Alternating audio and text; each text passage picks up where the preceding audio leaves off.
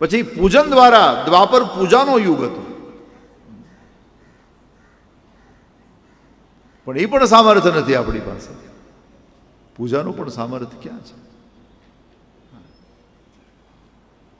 આપણે લોઢાનો સિક્કો ભગવાનની આગળ ધરાવીએ અને મહારાજોને શું બોલવું પડે ખબર છે?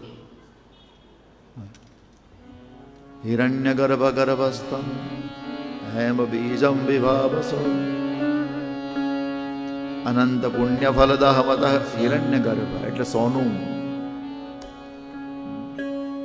સિક્કો લોઢાનો હોય અને મહારાજને સોનું બોલવું પડે. આ પૂજાનું સામર્થ્ય આપણામાં નથી. આ હકીકત છે. અને બીજું કે મહારાજ પૂજા સત્યનારાયણની કથામાં 10-10 ગ્રામના 5 સિક્કા લખાવે સોનાના, તો શું થાય? હે,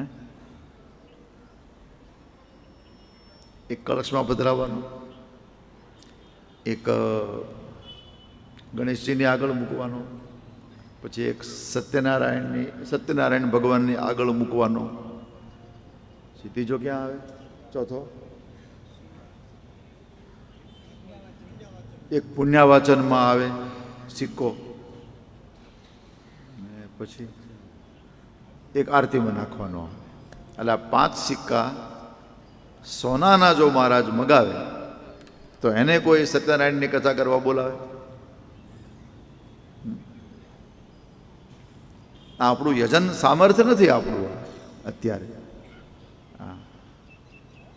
એના જે પ્રકારો છે, એના જે એ છે, એ આપણે એ પૂજાના પ્રકારો આપણે સાચવી ન શકીએ. અત્યારે આપણે ભાવથી બધું કરીએ. હા કે હા, ભાવથી બધું જ કરીએ અને ચાલે. ભાવથી કરો તો એ જરૂર પણ નથી, કારણ અત્યારે કેવળ કીર્તનથી કૃષ્ણ મળે છે. એને બોલાવો બસ, એ આવશે.